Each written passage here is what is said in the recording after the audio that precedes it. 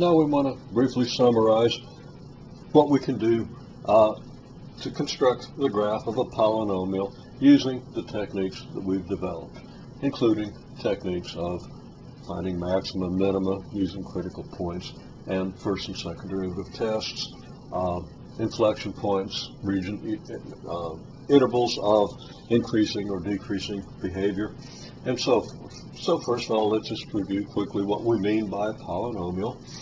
A polynomial is a sum of whole number power functions. That means a sum of functions like 4x to the ninth. 4x to the ninth is a whole number power function. That wording might be a little ambiguous, so let's be sure we understand what I mean.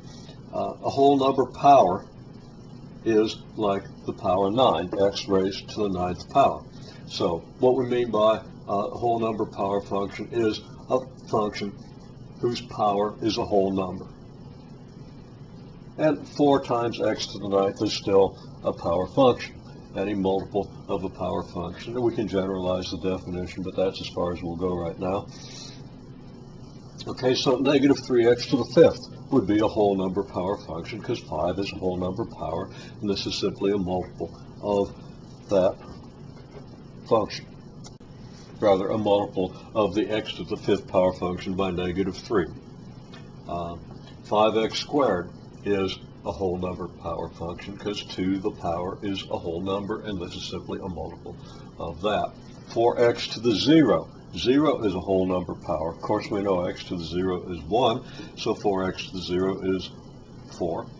Well, when we do the sum of these 4 power functions, we get 4x to the ninth minus 3x to the fifth plus 5x squared plus 4, which is pretty much the type of thing you would expect from something I would call a polynomial. Okay, there's our definition. This is a polynomial of degree 9. We know that the degree of a polynomial is the highest power.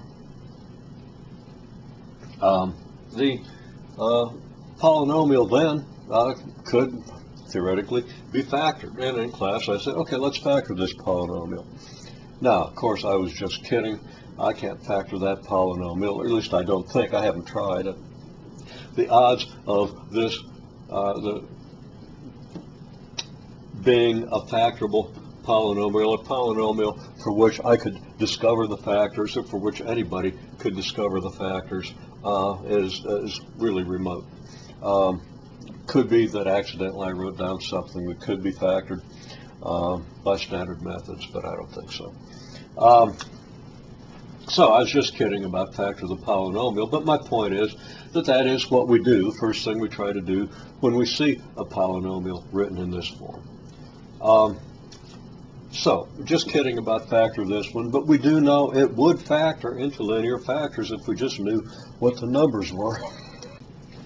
The numbers are not going to be this nice. I doubt that this is going to factor with any kind of rational number. I think that the numbers would be irrational, but what I mean is that, for example, x minus 5 could be a linear factor.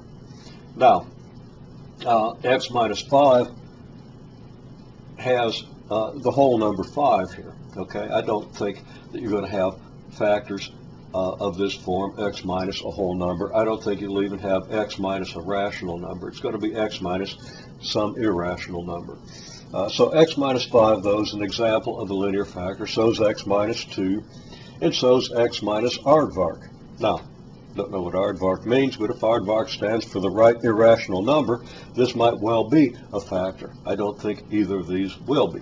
We could test that. Divide this into this using long division, see if you get a remainder. Divide this into here, use long division, see if you get a remainder. Or plug in 5 for x and see if you get 0. If so, that means x minus 5 was a factor.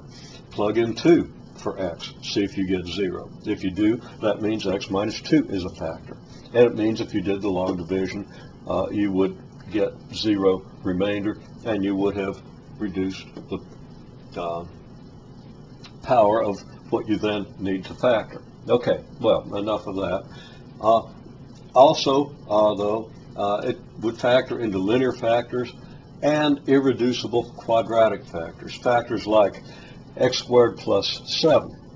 Now x squared plus 7, if you set that equal to 0, you get x equals plus or minus 7i, an imaginary number. That doesn't have real factors. Okay, if you set this equal to 0, your discriminant is negative.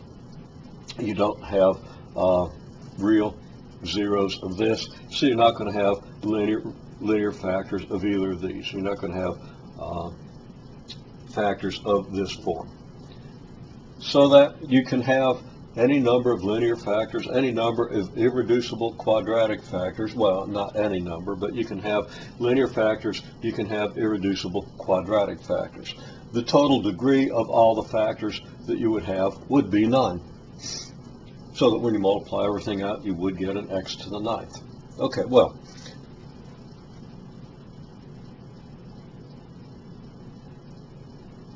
I say here that the zeros of a polynomial are the zeros of your linear factors. Okay, and that means that the only way you get a 0 is if you do have a linear factor, because any 0 gives you a linear factor, any linear factor gives you a 0.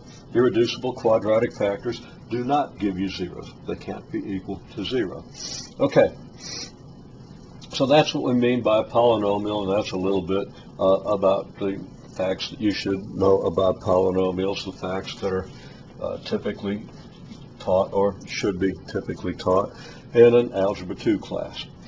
And if not there, certainly should be covered in any class beyond that.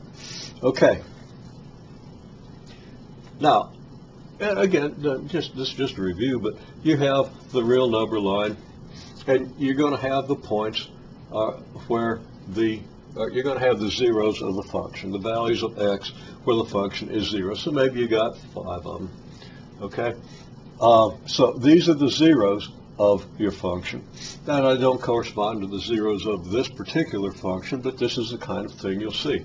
You'll have zeros, and in between the zeros you have intervals where the sign doesn't change because the polynomial is continuous, and because it's continuous, because it doesn't have sudden jumps in its value, the only way it can change sign from positive to negative or negative to positive is to go through 0, which means it's going to have to go through one of these points, because these are the zeros of the polynomial, the only points at which the polynomial can be 0.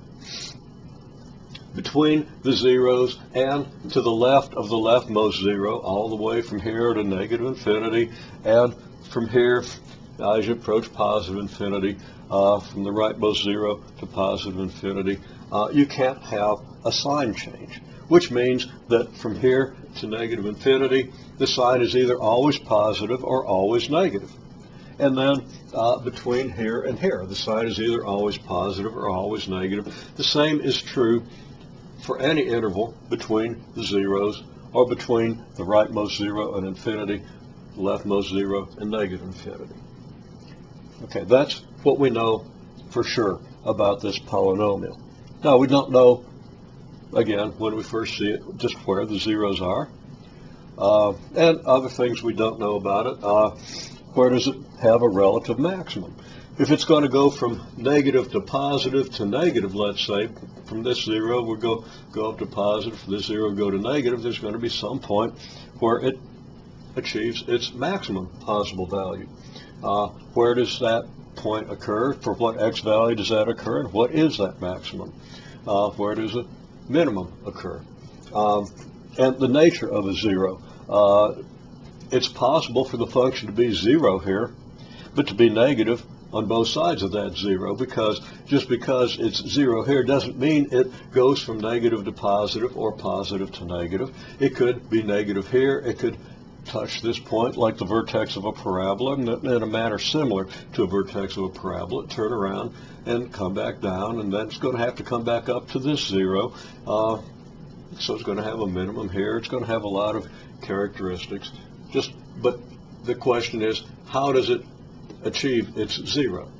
Does it go straight through? Does it just touch, kind of like the vertex of a parabola? Does it come up here, level off, and just touch that 0 and then go back up so it reaches that 0 at an inflection point? We don't know until we analyze the function. Okay, so what's this tell us? This tells us that the graph of the function might look something like this.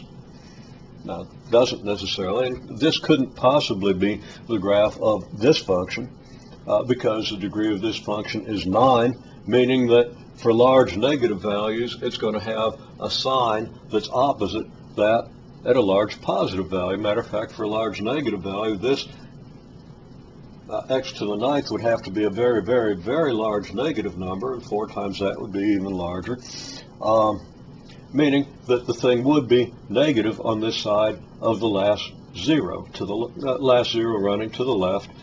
It's going to be negative here. Then, when we go to the right of the rightmost 0, a very large positive number is going to give us an extremely large positive number for 4x to the 9th, and it's going to be overwhelmingly positive, and it's not going to matter a bit what these smaller powers are. This power will overpower them if x is big enough, so that this function would have to go very high on this side. So for large negative x, this function would have to be negative, and for large positive x, it would have to be positive. That's why this can't be the graph of this function.